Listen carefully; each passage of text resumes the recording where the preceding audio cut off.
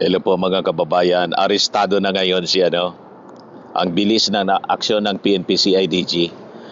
Arestado na po si Senator Rodante Marcoleta kasi pumunta siya pala sa Sandigan Bayan para mag-file ng motion to quash para ipagpaliban yung pag-issue ng warrant of arrest sa kanya. Nakapag-issue na po ng warrant of arrest yung Sandigan Bayan.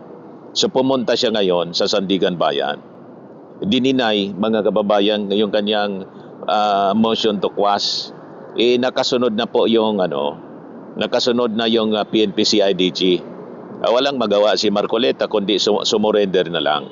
So right now, arestado na po. Nasa posisyon na po siya ng PNP-CIDG. Breaking news, Senator Rodante Marcoleta arrested.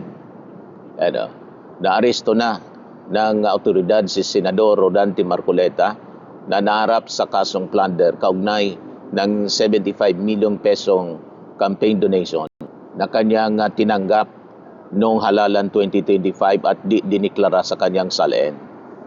So, arestado na po si Marcoleta. So, sabi dito, motion ng kampo ni Senador Rodante Marcoleta na ipagpaliban ang paglalabas ng warrant of arrest at ang proceedings kaugnay ng kasong plunder laban sa kanya binasura po ng Sandigan Bayan. So yon ang dahilan kung bakit sumurrender na lang siya kasi sinundan siya ng PNP-CIDG. Ito yung mga members ng PNP-CIDG.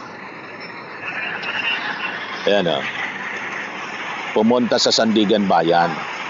Sinundan siya doon abang pumunta doon si Marcoleta para mag-file sana ng motion to quash. Ito si Marcoleta, mga kababayan ang pumunta sa Sandigan Bayan.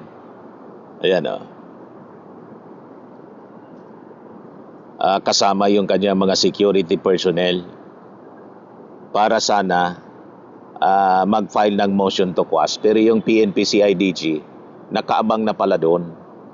Dininay bigla ng dininay ng Sandigan Bayan yung kanyang motion to quash kaya diretso na siyang sumurrender.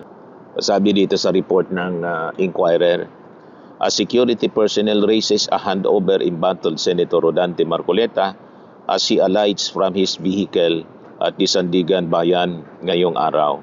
Marcoleta attended a hearing on a motion he filed against the plunder charges brought by the Office of the Ombudsman. So nag-file sana siya, magpa-file mga kababayan ng motion to quash. Hindi pinagbigyan ng Sandigan Bayan kaya diretso na siya na hinuli.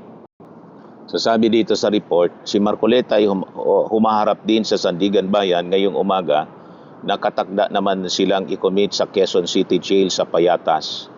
So dadalhin po sa Quezon City Jail ng PNP-CIDG itong si Marcoleta. So pati pala yung ibang mga akusado, si Mike Defensor, arestado na rin. Senator Rodante, report ng Manila Times ito.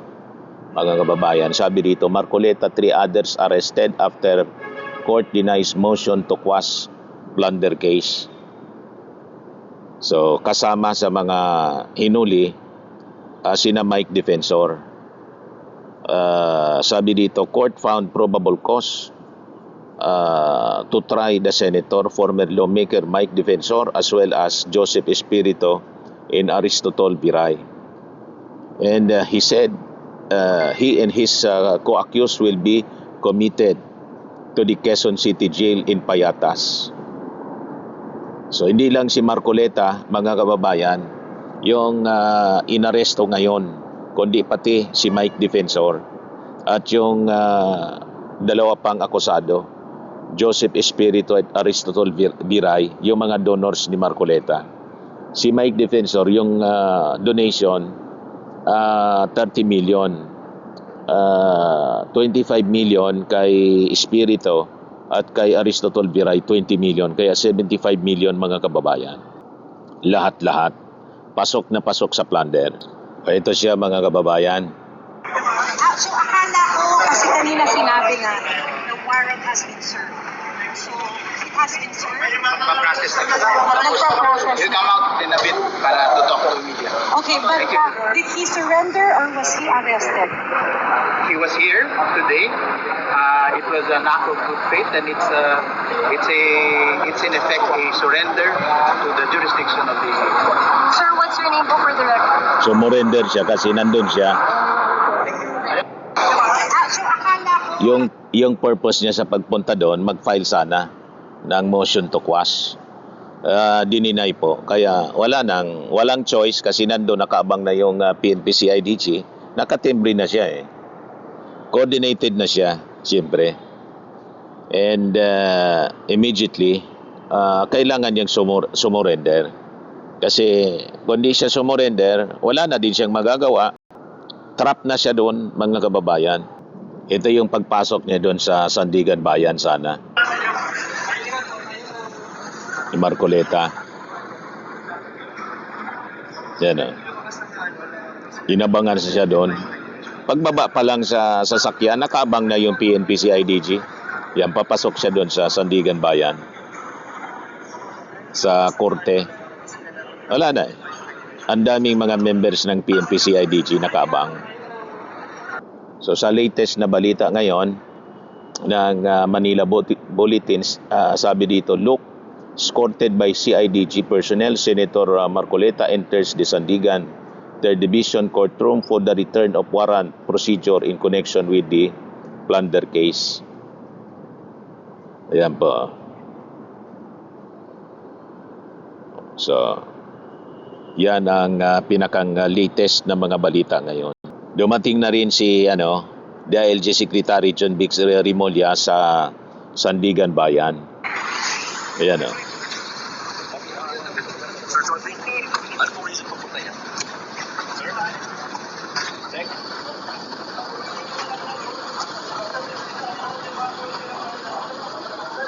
So ito yung warrant of arrest na inisyo ng Sandigan Bayan laban kay Marcoleta at tatlo niyang mga kasamang co-accused sa plunder case.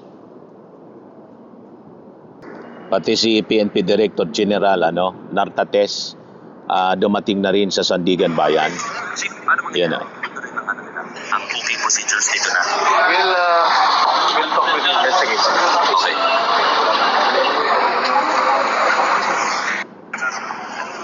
So yun, Paano mangyayari? iba-iba yung mga reactions ng ating mga netizens.